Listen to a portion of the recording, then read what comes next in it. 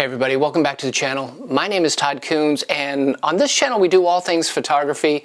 Today I'm going to do a video that I've basically done it before, but I think it's time to redo it because this is an important topic that I think all YouTube channels should talk about.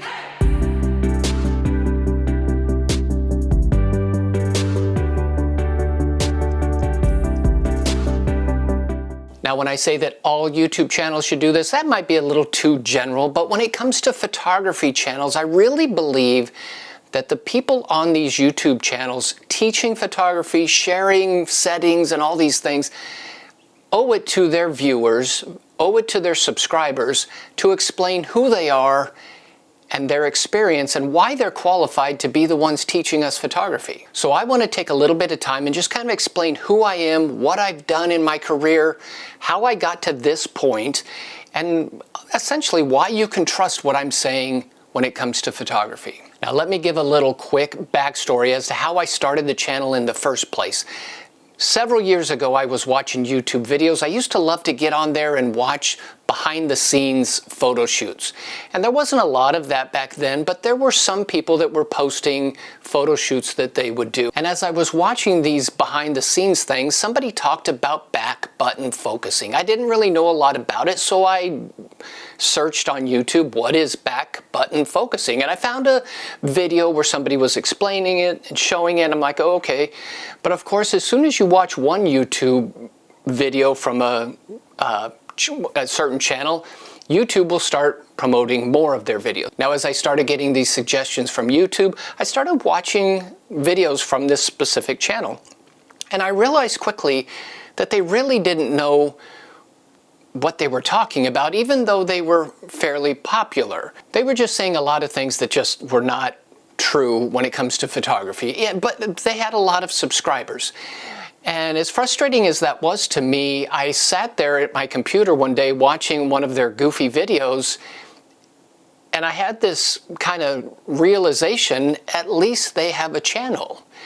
You know, and I can't fault them for stepping out and following a dream and all that kind of stuff. So that was kind of my motivation to start a channel. So let me just kind of run through who I am, what I've done over my career, how it got me to the point that I am at. Now, my initial interest in photography came when I was a teenager. I was probably in junior high school. My family would go on vacations. My dad had a camera. I started taking some pictures with it. And in junior high school, we actually had a photography course where you could photograph with black and white film. We learned to develop the film. We then took that film, put it in an enlarger, and made prints in the darkroom. And the magic of watching that print come up in the developer is what sold me. From that moment on, I'm like, this is what I want to do. So of course I took all the photography classes in high school that I could take.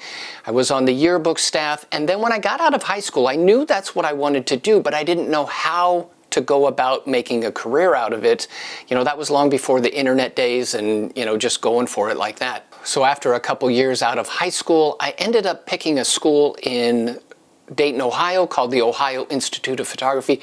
I went there, got my 2-year degree in commercial photography. I had never really known much about commercial photography, but I learned about it at that school, thought this is my thing, got my degree, and then moved back home to Denver, Colorado. Now, as soon as I got back to Denver, which was my hometown, I started doing what was referred to back then as freelance assisting.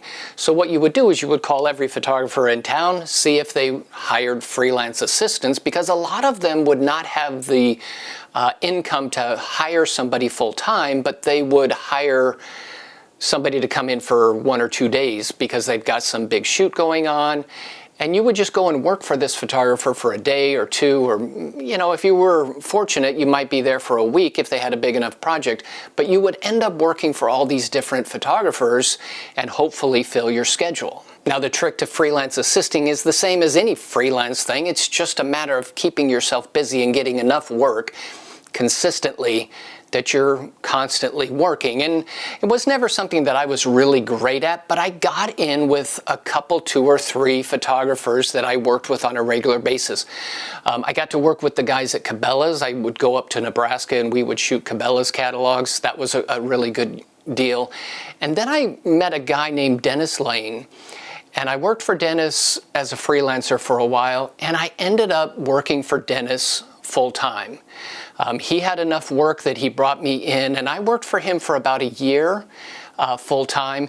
And I'll stop right here and say that Dennis was probably the best photographer I ever worked with.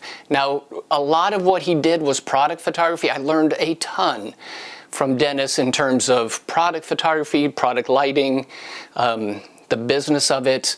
But truly, he was a talented guy. We did a lot of different things, not just product photography. We went on location, we photographed people.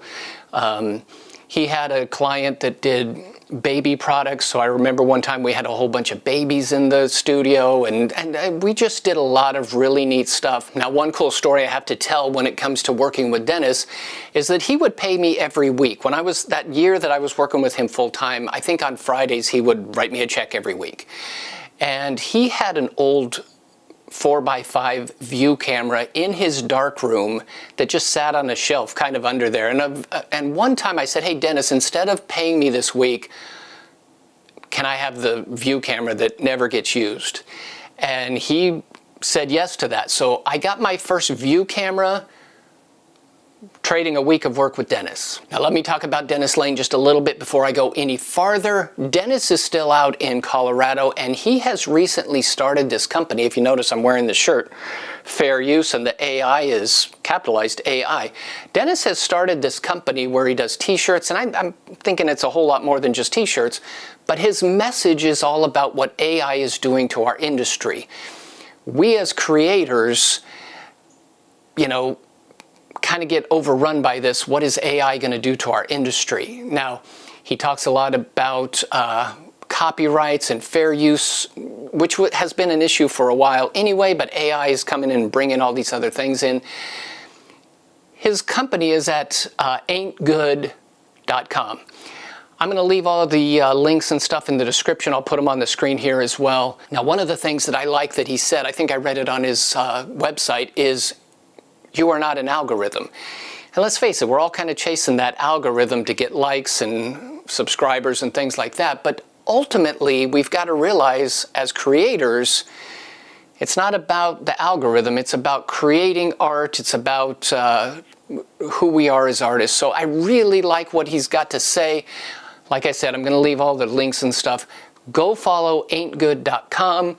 I'll do Instagram. Go follow Dennis. Buy one of his t-shirts by all means. Tell him Todd sent you, and let me know what you think about that. Okay, so while I was working with Dennis, his biggest client, and I think the reason that I was at his studio, is he had a client that was a department store in Denver. It was called Joslin's. We did all the product work for all of their basically newspaper advertising. So we photographed shoes and jewelry and perfume and socks, pots and pans, you name it. Anything that a department store sold, we were shooting at his studio. Now, while I was working there, Joslin's decided that they were going to go in-house and no longer hire freelancers. They were going to start a studio in-house, and I knew that when that happened and Dennis wasn't shooting for them anymore, he would no longer have a need for me. So I went to Joslin's, applied for the job, and I got hired in their in-house studio. Now, there were 2 photographers at Joslin's, me and another guy, and we ran that studio for about 2.5 years. We did all the product stuff. We did a little bit of the fashion, but we did all of it on film, 4x5 film for the most part. We also had a black and white darkroom, so we made all the black and white prints. We ran all the film. And like I said, we did that for about 2.5 years before Joslin's got bought out by another department store, laid us all off. And then I was back to freelancing. Now, on my way out the door at Joslin's, one of the PR ladies came to me and said, hey, we've got a bridal show going on here in the department store. Would you like to be a part of it? And I never really wanted to shoot weddings, but I thought, sure, why not? I had done 1 or 2 just because somebody had come along to me and said, hey, can you shoot it? So I had a little bit of work to show. And that's when my wife kind of came on board. And between the 2 of us, we sat at this bridal show booth with, I don't know, 2 or 3 prints behind us and 1 album, and surprisingly enough, people started hiring us to photograph their wedding. Now, I really never wanted to be a wedding photographer, but as the work started rolling in, and in the mid-90s is when this was all kind of happening, the photojournalistic wedding craze kind of became popular, and you photographed a wedding more editorial-ish, more like a photojournalist. And that made it a whole lot more fun to me. We were shooting a lot of black and white at weddings, and it wasn't just all posed and family group shots. So I enjoyed it more than I would have thought. And we started shooting about 50 weddings a year. Now, we ended up photographing a wedding in Cincinnati, Ohio, and that kind of sparked a whole bunch of thoughts between my wife and I about moving to a small town to raise kids, and Ohio seemed like a logical place to do it. And not to get into that whole thing, but what we ended up doing was moving to Ohio. And I had gone to school there, so in the process of moving out there, I called the school and said, hey, do you ever hire part-time instructors? Fortunately for me, they did hire me, and I thought, I can teach a wedding class or something like that part-time as we get out there and start building the business. Well, I ended up teaching there for 7 years, and I was maybe part-time for 6 months, but the rest of it, I was a full-time instructor. Now, when I got out of college, if you'd have told me you're going to end up shooting 50 weddings a year and you're going to go back to the school that you went to teach, I would have told you right there, my career is going to be a failure. Shooting weddings, go back and teach, that, when I first got out of college, would have been a recipe for failure. But as I look back on it, the 7 years that I taught in Ohio was the 7 years that the industry went from film to digital. I shared an office with a guy that taught Photoshop and graphic design, and I learned so much Photoshop and digital stuff sharing an office with him, and of course being in the school and the whole environment of learning. It was the perfect place to be for 7 years while the world transitioned to digital. Now, 7 years in Ohio was probably 2001 to 2008. The economy was starting to crash in 2008, and I knew Dayton, Ohio was not the place to be as the economy was kind of crashing. Now, my parents had moved to Asheville, North Carolina. We had started visiting down there and really liked that area, so I started looking for a job near them and ended up finding a product photography job in Spartanburg, South Carolina. And so we moved down here, and I did product photography for a company called Smile Makers. They sell basically to the dental and medical markets, by and large items that are geared towards children.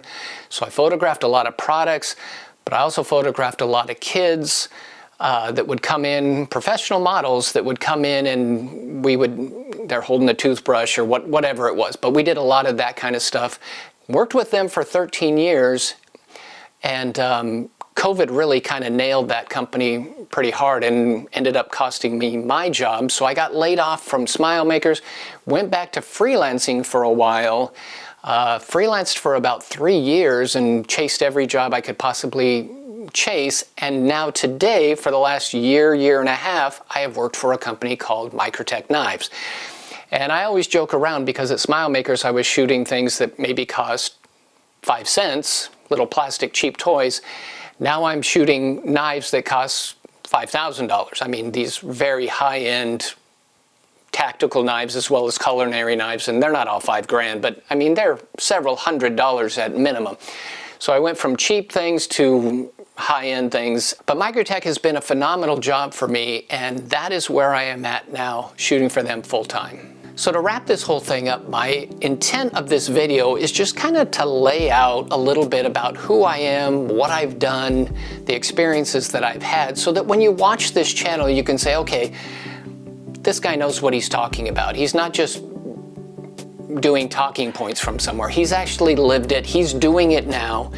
And I think that's important because no matter how popular a channel is, it doesn't necessarily mean that people know what they're talking about. I mean, if you're a photographer, leave me a comment in, if you would, because how many people get, you're scrolling Instagram and you've got somebody going, here, follow my settings, and you can tell this person doesn't really know what they're talking about. I get a lot of that kind of stuff, so I don't know. I like to rant sometimes about stuff like that, so I apologize. Thank you for watching as always. Again, go see Dennis Lane's stuff. Ain'tgood.com is the website. I will, again, link all that stuff. Go send Dennis a message. I would greatly appreciate that. Go order one of his shirts.